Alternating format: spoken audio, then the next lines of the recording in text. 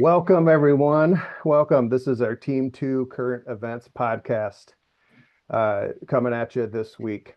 My name is Michael Alwyn, and I'll be your host. And I'm going to pass it around to our team members, and I'm going to ask each of them to share what is your go-to coffee order in the morning. Thanks, Michael. My name's Hannah Sobietsky, and my go-to is a vanilla iced coffee. Delicious. Hi, thanks for having us, Michael. I would say my favorite is probably a nitro cold brew. Hey everyone, I'm Adam. I'm gonna have to go with iced hazelnut. Excellent choices. I go for just give it to me straight, black coffee, no sugar, no cream. I want to taste a nice strong cup of coffee. So why are we starting off with that today? Well, the article that we're going to focus on for supply chain came from Forbes this week, and it was inspired by a very underrated holiday. October 1st is International Coffee Day, working its way up to challenge Halloween, Thanksgiving, and Christmas next. But the article, International Coffee Day, the aroma of supply chain in every cup, gives a great highlight of what a global supply chain looks like, what the challenges are, and the opportunities for those involved in that supply chain. It also talks about the pressures facing that industry today. And that's what we're going to talk about during our time together. Yeah. Coffee is really such a great example of how supply chains touch every part of our lives and really all Americans worldwide. Sustainability and technology are also reshaping how we think about sourcing coffee and also the logistics of coffee. Yeah, thanks, Hannah.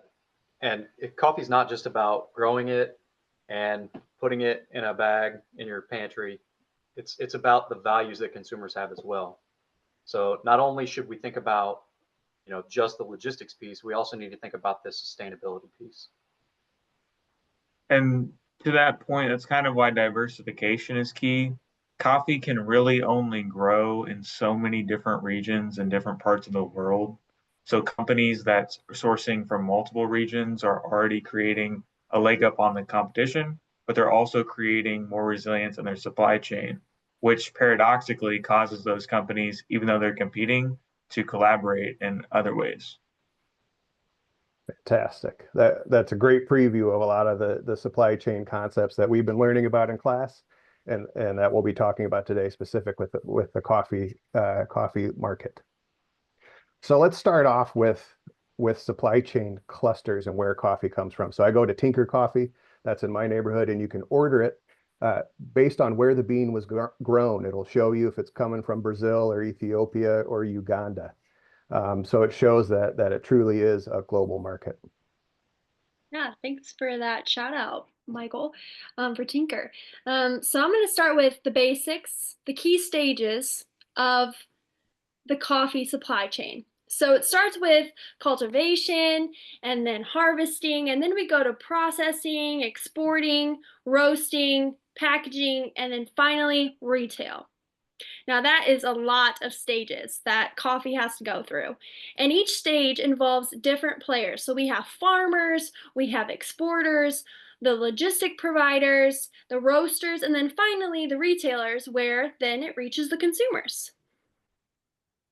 And we know that clusters are important because it allows all of these connected industries to be close to each other, share information, and you can even focus on one specialty, so specialization. But there's a risk to it too, right? Like if there is a natural disaster in one area, I mean, we look to that Puerto Rico example with the hurricanes. Even political issues could disrupt the supply chain in a big way if you have really, really concentrated clusters. So in some ways they're great, but there are risks to that. So I'm going to hand it off to Adam to talk a little bit about diversification. Sure. And to Cordell's point, right, and I had touched on this earlier, but coffee is so dependent on the weather and droughts and that can crop up. It's so important for different companies to build that resiliency and their supply chain by sourcing from multiple farmers, exporters, and roasters, also as Hannah mentioned. Yeah, we know that climate change, it's a hot button issue nowadays. but it can actually affect the yield. I don't think that's a surprise to anybody. And if there's less yield one year, that might trigger product rationing, which we know is one of the five main drivers of the bullwhip effect. So, we need to be diversified a little bit in order to prevent the bullwhip effect. Mm-hmm. And exactly. And as we know, the bullwhip effect, it can cause small changes in consumer demand, which then upswings, demand upstream. So things we can do to help prevent bullwhip effect. We can do predictive analytics, which helps smooth demand variability, and then also real-time data, which helps forecast demand and avoid the overstocking and the underordering. And to Hannah's point, you're really only as good a planner as good as your data is. So that's why collaborative planning is essential. Sharing that data across the supply chain helps align that product with the actual demand and helps reduce a lot of the amplification and those supply shocks. Furthermore, there's also going to be trade-offs. Some companies, for example, have gone full hog on AI and integrating technology into their supply chains.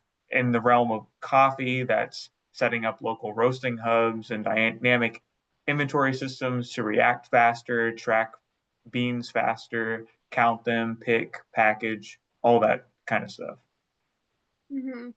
Yeah, there's definitely a balance between efficiency, keeping those costs low, and then responsiveness, which is adapting quickly. Now, technologies like the IoT sensors and blockchain can really help manage both efficiency and responsiveness. And we found a really great article that we liked. It's called A Blockchain and Internet of Things Enabled Framework for Ethical and Secure Coffee Supply Chains. And that article really talks about what Hannah and Adam have already said. If you're going to have data, basically you need two things, right? You need to collect the data.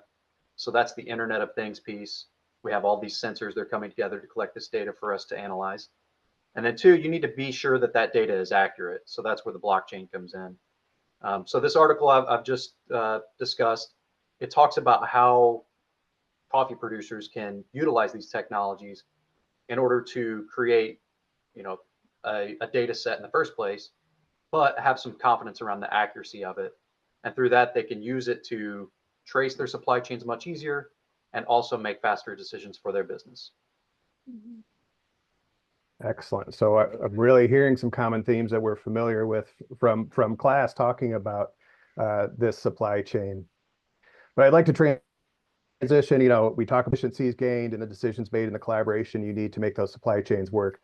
But it's also about the people and the planet, right? Consumers, retailers, wholesalers, and increasing pressure in today's coffee market to be sustainable. So what are some of the challenges and opportunities with that, Hannah? Yeah. So there's two. We can look at the environmental side and the social side. So environmentally, investing in regenerative agriculture and sourcing from Rainforest Alliance certified farms can really help the environmental piece for coffee. And then socially, we can look at fair trade practices to ensure that farmers are being paid fairly and then also have safer working conditions. Yeah, and so Hannah touched on it, farmer income, that's so important. And we know that the demand for these environmentally conscious companies, their coffee is increasing. And a great example from the article was a company called AgriEvolve. And what I think is great about this is they're tackling these issues from two fronts, right? The demand is increasing, so they're helping farmers in Uganda increase their supply, so increase their yields. But they're also paying these farmers a livable wage. So in that way, they're kind of tackling that social piece as well. And it's just really refreshing too to see, to both Hannah and Cordell's points, that sustainability is no longer a side initiative. It's central strategy to creating a supply chain. And that starts ultimately with ethical consumers, but then also as governments adopt these kinds of policies and kind of set the political floor across people, profits, and the planet, the triple Ps that we've been learning about. in the simulation, and ultimately how companies are embedding that into every decision they make, from sourcing to packaging down to the types of coffee that they grow, because they know it's going to be more sustainable for the literal people that live in that area. Fantastic. Very important to think about all the things and people involved in the cup of coffee that you're drinking every morning. So, Adam, you referenced earlier companies really diving into using AI and other technologies. What are some of the technology things on the forefront that we learned from this article that can help support the coffee supply chain? Sure. And people who work in the industry know about these companies and products, but digital platforms like SAP and MES to analyze data across the supply chain, Internet of Things sensors that track beans in real time. And then there's also the matter of the blockchain, which ensures transparency and traceability, not just for data, but keep in mind that some of these farmers in these poor countries don't necessarily have the same kind of government backing when it comes to business contracts or legal protection. So, what the blockchain does is it provides an immutable way for them to have credentials that are recognized by international bodies. And that even if their government's corrupt or they don't necessarily have the means to curate those documents, or if they get stolen, they can always point to the blockchain as a proof positive source that other companies and countries will agree in terms of what's rightfully theirs, what they produce, and ultimately how they can produce more and maximize efficiency, as Hannah will get into in the next point. Yeah, thanks, Adam. That was a great explanation. So an example of what Adam's talking about is the Blue Bottle Coffee, and they actually partnered with Provictalis to build a machine learning powered demand forecasting system. So what this does is it analyzes inventory, sales, growth, gives productions of growth, and it predicts demand, which is amazing. And it really, what it's done is it's improved Blue Bottle Coffee's ordering accuracy by 8% in just 1 month. So it's crazy how just 1 month that can make such a big difference. Yeah, it really cannot be understated how much data-driven decisions can help mitigate against issues like the bullwhip effect, but also increase efficiency and boost responsiveness. Fantastic. Boy, we need some of those technologies for our simulation team. I think we'd be a slam dunk after that. Well, thank you all for sharing some of the key concepts that we've learned in supply chain that were really brought out by this article, talking about the coffee supply chain and the challenges facing that market today.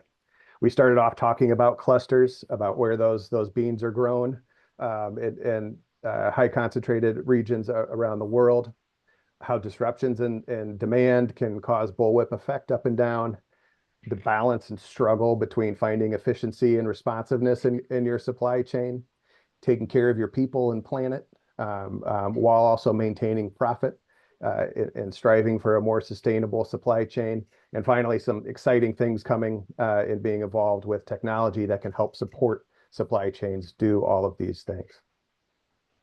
Yeah, Michael, and I think we've said it all throughout this podcast, but diversification is so important. And all these technology tools are so important as well for predictive planning. So, it can't be understated how important some of these issues we've discussed today are. Yeah, for sure. To both Michael and Cordell's points, companies, they must balance responsiveness with cost efficiency. And by doing some of the things that we talked about in the podcast, they can definitely do that. Also, sustainability. That's an important piece when it comes to coffee beans, and both with environmental and socially. And it's now strategically imperative that coffee beans are now sustainable. And it's also cool to see that technology is the enabler. Yes, data without insights is useless, but you still have to have an incredibly good baseline of data to generate those insights in the first place. From blockchain to machine learning It's helping to empower transparency, agility, and especially ethical sourcing at scale because it only benefits us. Fantastic. Well, thank you all for sharing your thoughts. And to our audience, happy International Coffee Day. And next time you enjoy your cup of coffee, hopefully you ask yourself, I wonder where these beans came from. How did they get here? What was the technology used to get them here? And should I choose my coffee based on the sustainable supply chain that brought it right to my cup? So thank you all for joining. Have a great day. Thank you.